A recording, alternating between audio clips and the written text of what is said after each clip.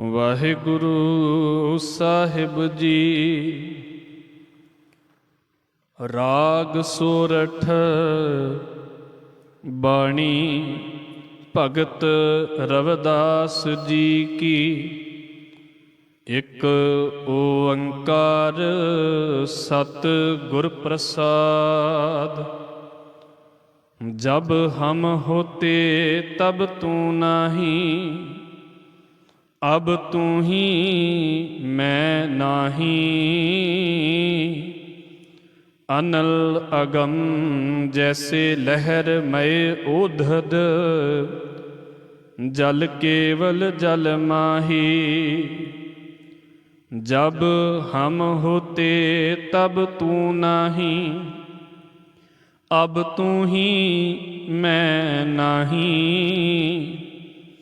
अनल अगम जैसे लहर मय ओधद, जल केवल जल माही।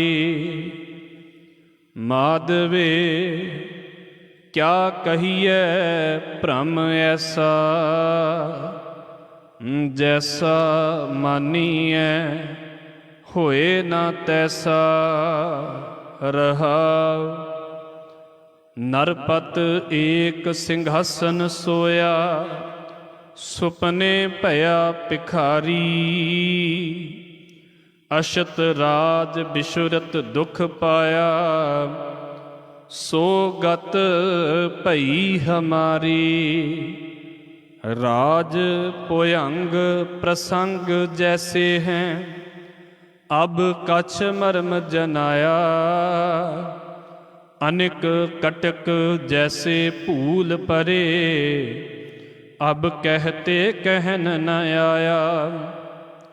सर्बे एक अनेक स्वामी, सब घट भुगवै सोई।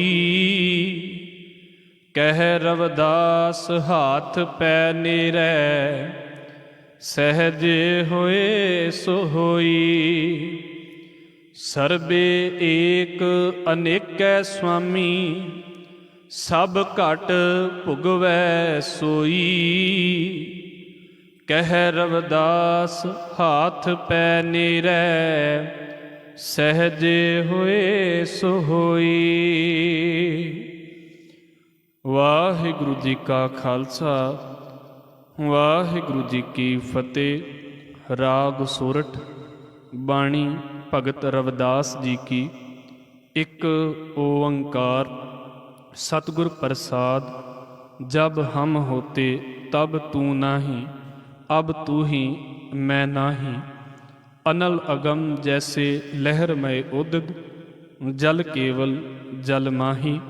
सोरठ राग ਦੇ ਵਿੱਚ ਭਗਤ ਰਵਿਦਾਸ ਸਾਹਿਬ ਜੀ ਦੀ ਬਾਣੀ ਦੇ ਵਿੱਚੋਂ ਪਾਵਨ ਬਚਨ ਜੋ ਹੁਕਮ ਰੂਪ ਦੇ ਵਿੱਚ ਸਾਨੂੰ ਬਖਸ਼ਿਸ਼ ਹੋਇਆ ਹੈ, ਦਾਤਾਰ ਜੀ ਕਿਰਪਾ ਕਰਦੇ ਨੇ ਕਿ ਐ ਵਾਹਿਗੁਰੂ, ਜਦੋਂ ਤੱਕ ਸਾਡੇ ਅੰਦਰ ਮੈਂ ਮੇਰੀ ਦੀ ਭਾਵਨਾ ਬਣੀ ਰਹਿੰਦੀ ਹੈ, ਉਦੋਂ ਤੱਕ ਤੂੰ ਸਾਡੇ ਅੰਦਰੋਂ ਪ੍ਰਗਟ ਨਹੀਂ ਹੁੰਦਾ। ਪਰ ਹੁਣ ਮੈਨੂੰ ਇਸ ਗੱਲ ਦੀ ਸਮਝ ਆ ਗਈ ਹੈ, ਇਸ ਕਰਕੇ ਮੇਰੇ ਅੰਦਰੋਂ ਕੇਵਲ ਤੇ ਕੇਵਲ ਤੂੰ ਹੀ ਪ੍ਰਗਟ ਹੋ ਰਿਹਾ ਹੈ। ਮੇਰਾ ਆਪਾ ਭਾਵ ਖਤਮ ਹੋ ਗਿਆ ਹੈ।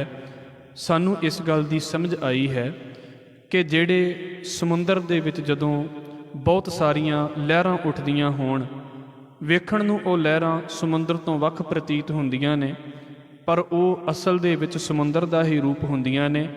ਆਪਣੀ ਹਉਮੈ ਦੇ ਕਰਕੇ ਜੀਵ ਤੇਰੇ ਨਾਲੋਂ ਵੱਖ ਨਜ਼ਰ ਆਉਂਦੇ ਨੇ, ਪਰ ਹੈ ਉਹ ਸਾਰੇ ਤੇਰਾ ਹੀ ਰੂਪ।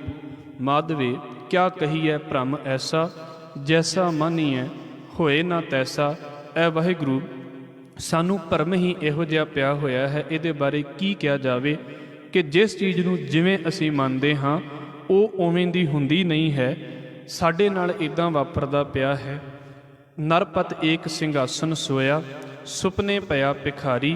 अशत राज बिशुरत दुख पाया, सो गत भई हमारी। ਜਿਵੇਂ ਇੱਕ ਰਾਜੇ ਨੂੰ ਜਿਹੜਾ ਸਿੰਘਾਸਨ ਦੇ ਉੱਤੇ ਬਿਰਾਜਮਾਨ ਹੁੰਦਾ ਹੈ, ਉਹਨੂੰ ਸੁਪਨਾ ਆ ਜਾਵੇ ਅਤੇ ਸੁਪਨੇ ਦੇ ਵਿੱਚ ਭਿਖਾਰੀ ਹੋ ਜਾਵੇ। ਰਾਜ ਭਾਗ ਹੁੰਦਿਆਂ ਵੀ ਜਿਸ ਤਰ੍ਹਾਂ ਉਹ ਭਿਖਾਰੀ ਬਣ ਜਾਂਦਾ ਹੈ, तेरे नालों विछड़ के साड़ी ये हालत बनी हुई है। पर हुण सानू इस गल की समझ आई है कि राज भुयंग प्रसंग जैसे हैं, अब कश मर्म जनाया, अनिक कटक जैसे भूल परे, अब कहते कहन ना आया।